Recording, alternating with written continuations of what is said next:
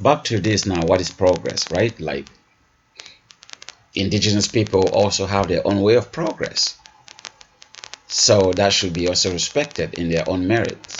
Okay, so now this page, the first paragraph in the middle towards the end there, the idea of progress has been a potent tool in European hands.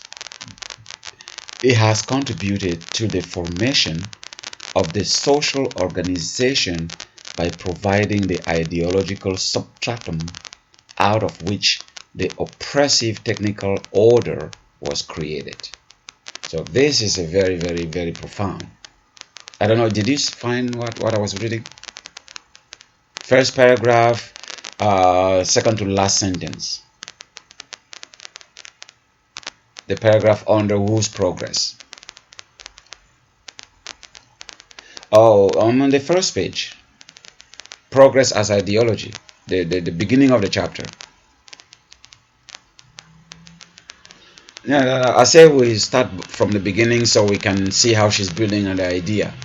Because I read the other side to just kind of jump and give you a little bit of a taste of something. Yeah, so but I'm beginning from beginning here. I'm starting from the beginning here. You can even see the Aikwe Arma. I think she likes this guy because this Ghanaian, that's a Ghanaian name anyway. She cited this guy a lot.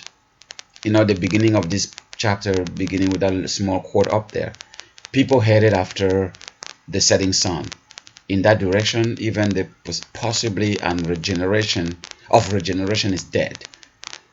There, the devotees of death take life, consume it, exhaust every living thing, then they move on, forever seeking new boundaries.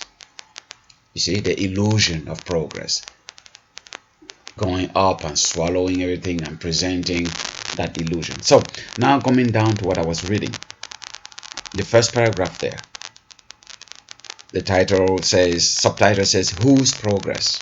You there? So that first paragraph, second to last sentence, she says, the idea of progress has been a potent tool in the hands of European, or in European hands.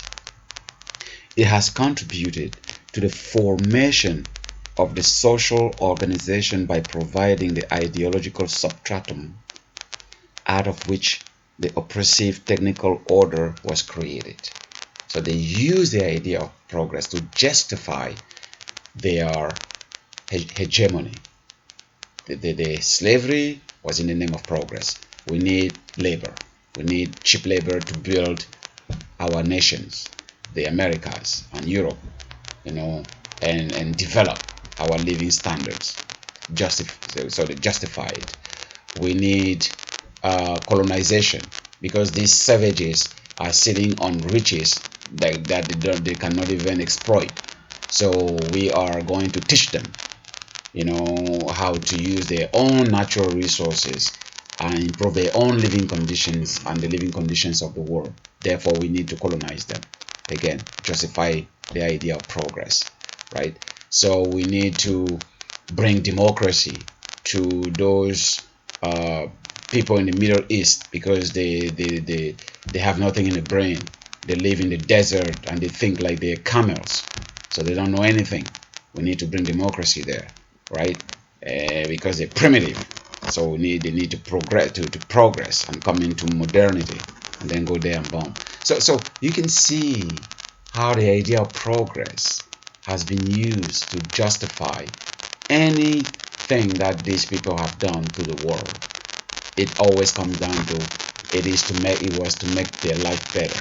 It was for their own good that we did it because we are superior to them.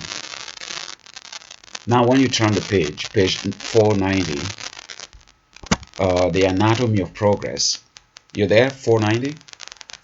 So that paragraph, the anatomy of progress, somewhere down maybe second sentence there, in the classroom, the attempt to present the idea as being culturally bound is met with blank stares.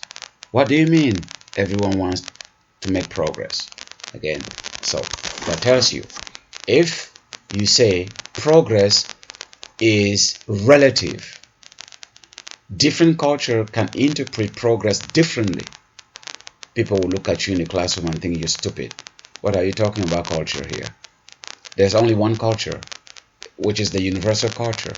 Who can be against progress? Who can be against having a nice cell phone? Who can be against having a nice, vaccine? Who can be against having this? All these things, right? Which I'm not contradicting, which is fine.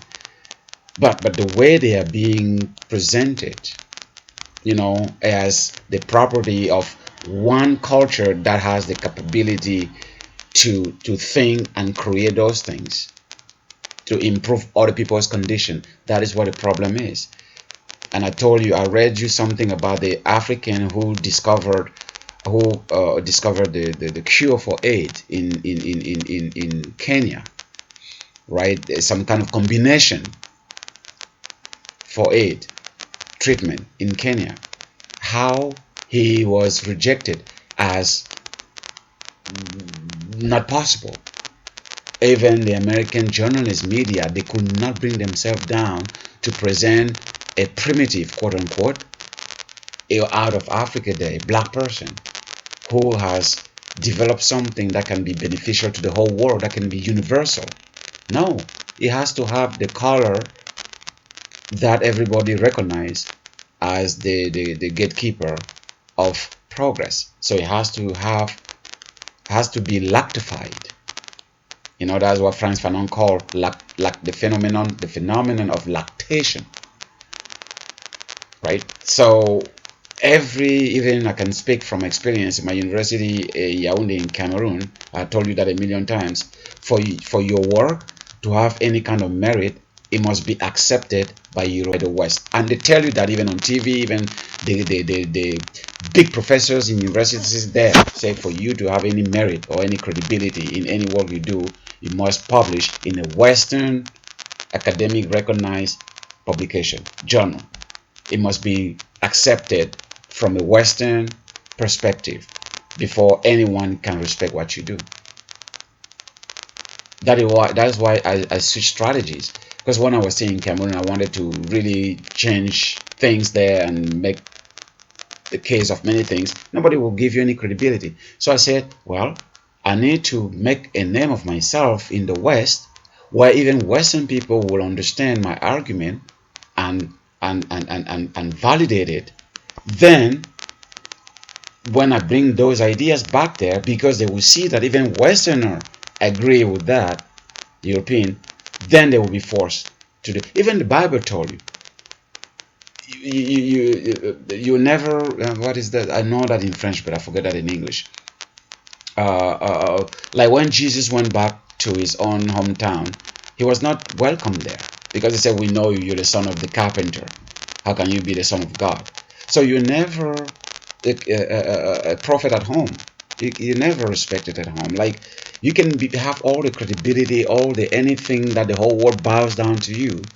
But when you go back to your own kind, your own people who saw you when you were still a child, saw you grow up and go through all kind of children stuff, and then they could not understand that maybe you had a different mission, maybe you're a different person. No, they say, who? They say, this Philip that we know, this guy that grew up in our own very eyes, and you are here to tell us that he is something. You will not get that respect. But then you go somewhere else and people see the shine, the light in you. They're like, wow. So the same thing. So that's the reality that we live in. That's why when in classroom you try to say that different culture have different way of interpreting progress, people will say you're stupid because you bring in culture. They'll say there's only one universal culture, what is the Western culture, because it's scientific, it's objective, it's universal, it applies cross-culturally and everywhere. It's very neutral. That is the challenge.